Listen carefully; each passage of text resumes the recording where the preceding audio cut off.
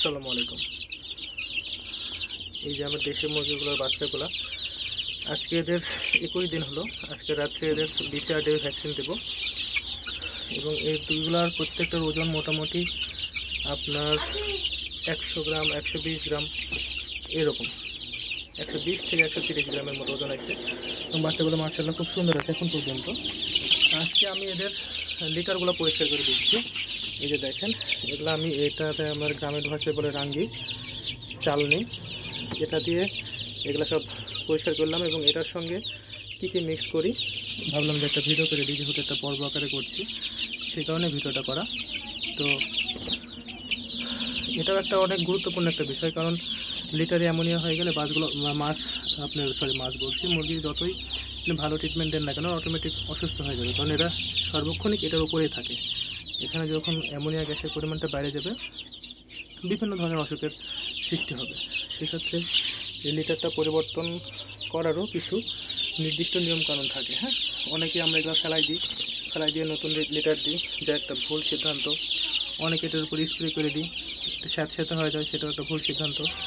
আমরা যেভাবে দীর্ঘদিন যাবৎ করে আসছি, অনেক আগে আমাদের লেয়ার মুরগির ফার্ম ছিল, তো তখন থেকে আমরা যেভাবে করে আসি এবং এটা অনেকটাই সবাই এভাবেই করে আর কি, এটাই সবচেয়ে বেস্ট পলিসি।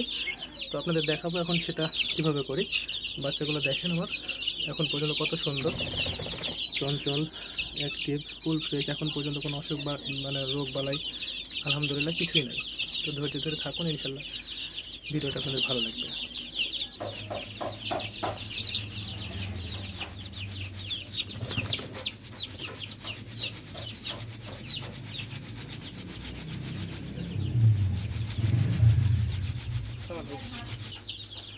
তো আমি এভাবে চাল নিলাম, এগুলা কিন্তু ধানের গুঁড়া। হ্যাঁ, অনেকে মোটা ধানের তুষটা দেয় অটো রাইস মিলের, আমি সেটা দিই না, আমি গুঁড়াটা দিই। এগুলোর প্রাইসটা বেশি, এটা তুষের যে দাম তার 3 ভাগের 2 ভাগ দাম গুঁড়ার, সেই কারণে অনেকে এগুলো ইউজ করে না। যেগুলো ফ্রেশ গুঁড়া, ধানের গুঁড়া।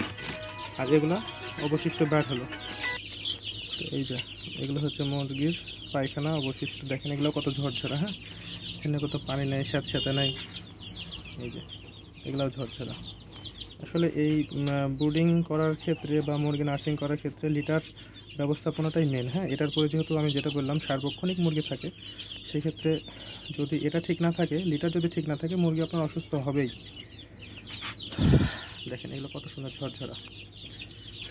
এটা হচ্ছে পুরাতন গুঁড়া, এগুলো হচ্ছে নতুন গুঁড়া। আমি নতুনের সঙ্গে সম্পূর্ণ নতুনটাও রাখবো না, যেহেতু কিছু কমে গেল, আমি সম্পূর্ণ নতুনও দিব না, পুরাতনের সঙ্গে নতুন কিছু মেশাবো এবং এটাই সঠিক। আমি নতুন কিছু দিয়ে দিলাম এটার সাথে, এটা এখন ভালোভাবে মিক্স করে মিশাই, এটা আমি ছিটাই দেবো, এটা ফালাই দেবো। অনেকে এর সঙ্গে চুন মিশাই, চুনটা মিশানো যায়, তবে যেহেতু এখন ওয়েদার খারাপ, চুন মিশালে একটা ঠান্ডা লাগার প্রবণতা থাকে। চুন মানে পাথরের চুনটা, হ্যাঁ, পাথরের চুনটা মিশানো যায়, তো ওয়েদারের কারণে এখন আমি এটা করবো না। জাস্ট এটা এইভাবে ভালোভাবে মিশাই নিব, নতুন পুরাতন দিয়ে আমি এটাই এখন আবার ছিটাই দেবো এবং যখন নষ্ট হয়ে যাবে এটা অবস্থা বুঝে আবার এভাবে চালনি করে কিছু নতুন মিক্স করে ওটা লিটার হিসেবে রাখবো। তো এই যে দেখেন, আবার দেখেন মুরগিগুলো আজকে রাত্রে এদের BCRD বুস্টার ডোজ দেবো, আজকে 21 দিন এদের। তো ইনশাল্লাহ ভিডিওটা দিব, সবাই দেখবেন। আর দেখেন মুরগিগুলো কত সুন্দর আছে, এখন পর্যন্ত একটা মুরগি অসুস্থ বা মারা যায়নি। যে একটা শুধু প্রতিবন্ধী ছিল ওটা মারা গেছে, বাকি 2টা প্রতিবন্ধী কিন্তু এখনও আছে। এই যে প্রতিবন্ধী 2টা, তার মানে বুঝতেই পারছেন যে প্রতিবন্ধী মুরগি যেহেতু বাঁচে আছে, কী পরিমাণে নার্সিং বা টেক কেয়ার করা হয়। আসলে যে কোনো জিনিসের পিছনে লাগে থাকলে বা সেটার পিছনে যদি শ্রম দেওয়া যায় বা যদি ভালোবাসা যায়, তার ফিডব্যাকটা অবশ্যই ভালো পাওয়া যায়। ধন্যবাদ, দোয়া করবেন যেন নেক্সটে আরও ব্যাপক আকারে দেশের মধ্যে কীভাবে করতে পারি।